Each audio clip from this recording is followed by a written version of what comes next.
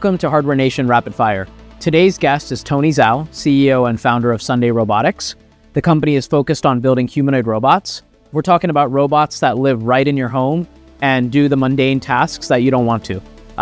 Cleaning your home, doing your laundry, doing the dishes. The robot is called Memo. They just raised a $165 million round at a $1.5 billion valuation led by Co-2, along with participation from Tiger Global and Benchmark as well. They came out of stealth just last year and have over 1,000 people on their wait list. I've got a lot of questions for Tony, so let's get right into it.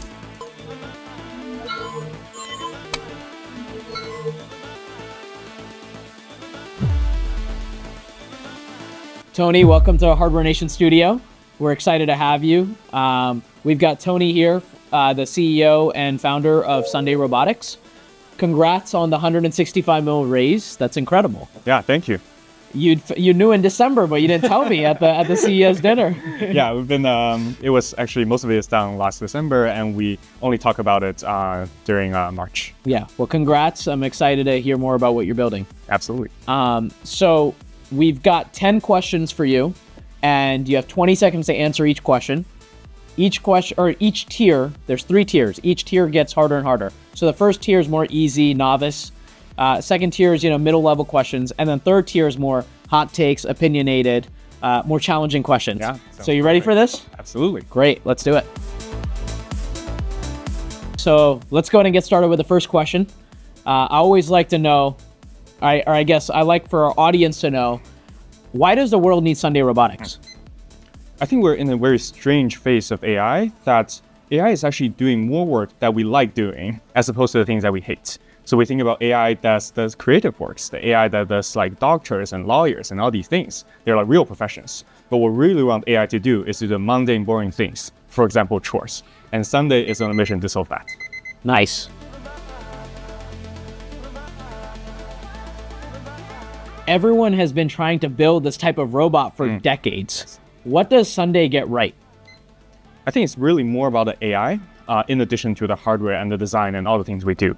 Because AI, people used to think about robots as being like thriving in factories and structured environments. But what we saw for ChatGPT is it can generalize. It can do like all the things you ask it to. And this is exactly the why now for home robot. Solid.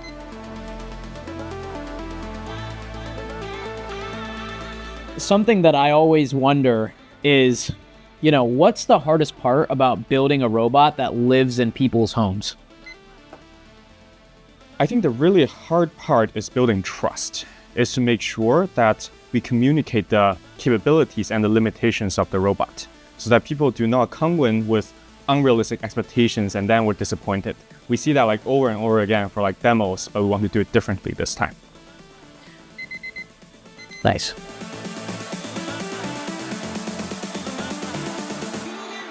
So now we're going to go to tier 2. That was the easy level. Yeah. We're going to step it up a notch. This is more kind of your personal vision focused. What does the future of robotics look like to you?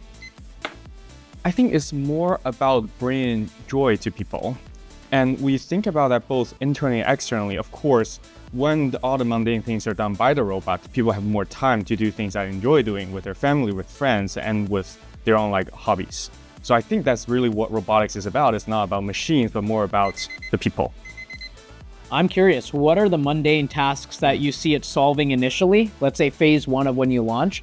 And then what does phase 3 look like of being able to launch and do even more, tasks for humans? Yeah, I think the interesting part here is actually what the robot will do in our home is not going to be surprising because we all live that life ourselves. We know the chores that we hated.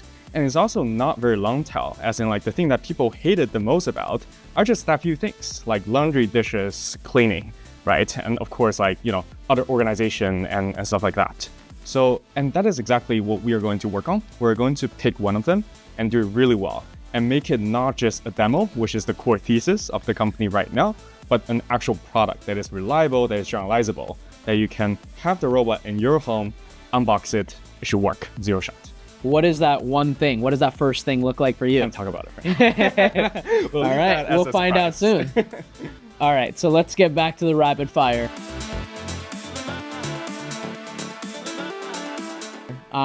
So your flagship is Memo, right? Yes. And so what does it actually do?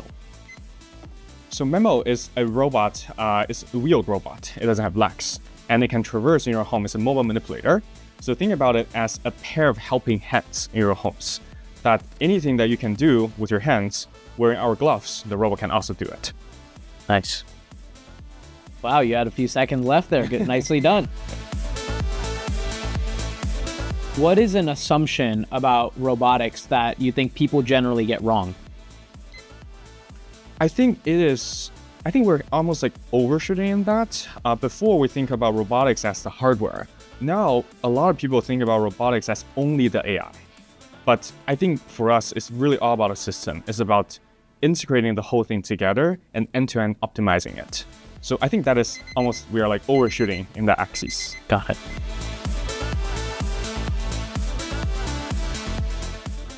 Your beta launches later this year, I believe. Yes. What does a successful launch look like to you? I think this is actually a simple question. That I think our measurement of success is that people are not willing to give the robot back to us. Because for the beta program that we're going to launch, it's going to be limited time. But if we actually provide value, if it's a good experience, people will not want to give it back to us. It's a great answer. So effectively having a low return rate is a successful launch. Yeah.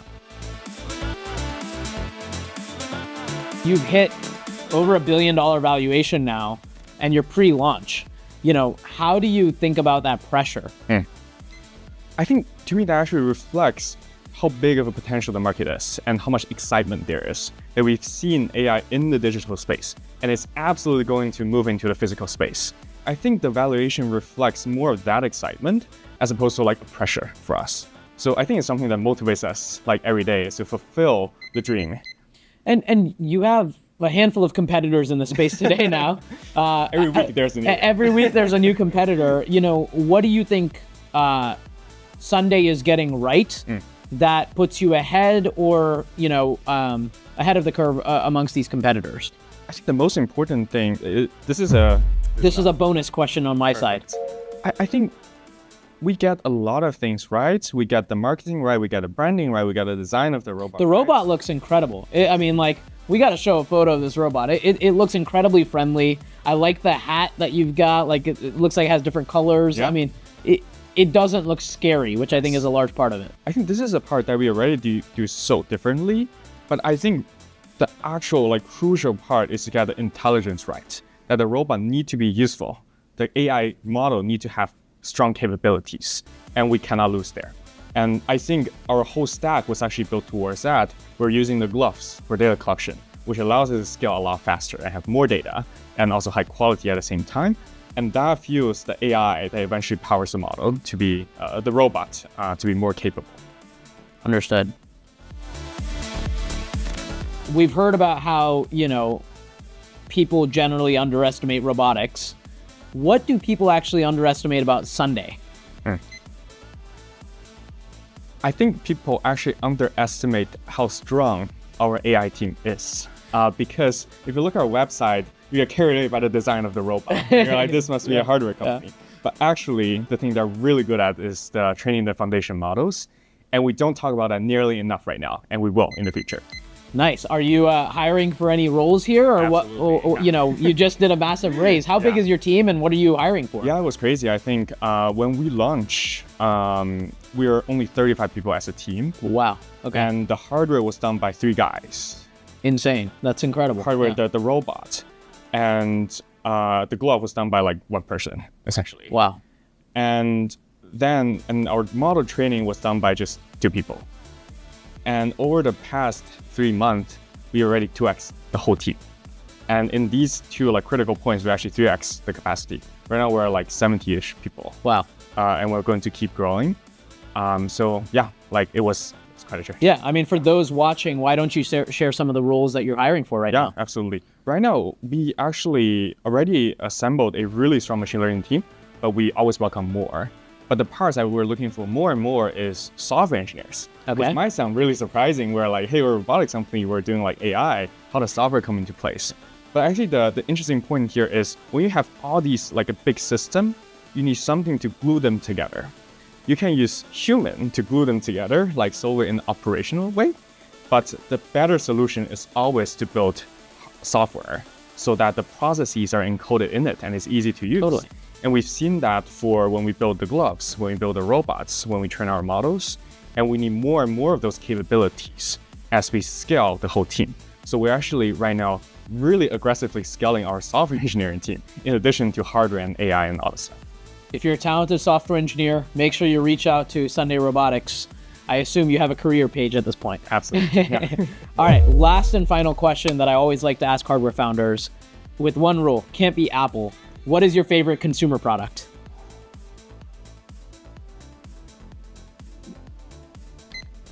Oh, I gave you some time here. I think it's not a consumer product, but it's Disney. They did have hardware, like products they sell. And Has to be a strictly consumer product. Strictly consumer products. Huh. What do you use every day that, here, I'll give you another 20 seconds. Anything you use outside of your robot at home?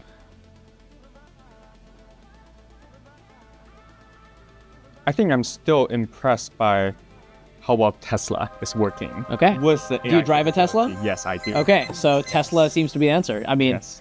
they are, I drive one as well, and I think Ryan does also. So Tesla is your answer. Yes. It's a good answer. I think the interesting thing that, if you think about that and Memo, the robot we're building, is I think what's in common is a hardware that is elevated by the AI capabilities. 100%. And for us, it's even more fundamental to it. For Tesla, is that like, hey, there's this self-driving thing that actually changes how people should think about cars, right? But for us, is that the robot is really a carrier of the intelligence that we're building. Yeah. And so that's I think, really fascinating when I think about it. What I mean, you bring up such a good point. I actually was talking to somebody about this other day where I was like, it's kind of interesting because with Tesla, for a lot of people, this was, I got mine, I think, 2018. And it was just, in the beginning, it was a nice car. It was like an electric vehicle, good alternative, like gas, but like people weren't thinking as much about the electric vehicle as like, hey, this is a nice car. And then the FSD was like something on top of it. But today, when you look at it, it's kind of inverse, where like the car is like the sub-product or like a byproduct of the fact that it actually drives you around, and the future is going to be autonomous vehicles. And so I think it's actually a really good parallel to robots where, it may start off by doing the mundane tasks and, cleaning up or doing your laundry, but then eventually it's going to be doing, hopefully all household tasks. Yeah. I think the thing it works kind of almost like against is that if AI capability is growing fast enough, the hardware can actually appreciate over time because it can now carry more and more of the intelligence. Maybe for us in the beginning, we can do 1 task, 3 tasks, but in a few years, we'll be able to do like thousands and millions of tasks. And the value of the robot just like keep increasing with only software updates. And that's like really counterintuitive for hardware, right? Because typically there's a new generation, the previous generation is depreciating. But I think AI can help us like kind of even go against that trend. Software can actually make the hardware even more valuable over time. Yes. Contrary to before, it was like, once the product life cycle is done, they're like, hey, get a new iPhone. Yeah. But now it's like, I feel like there's even this world of modular and like the way that some of the robotics companies I'm meeting, it's like you are able to have these like replaceable parts. I mean, One of my favorite companies, shout out Narav, is Framework, because it's like you can replace the parts quite easily. It's like, hey, there's a new, gaming card that came out, or, even if it's a keyboard, and you're able to like switch items, which I think is really cool. Yeah. Tony, thank you so much for coming by the studio. Thank you, Rivik. Great to see you as always. And for those of you watching, Tony just opened up a massive office in Redwood City, and I am looking forward to doing a longer form Hardware Nation episode with you, hopefully later this year. If you drive at 101 in the future, you will be able to see our logo. Oh, no way. Yes, it's actually right next to the highway. I'm excited to see it, and I'm excited to see the new space, and I'm excited to get one of your robots when it's available. Absolutely. Thank you for hosting. Yes, thank you for coming by.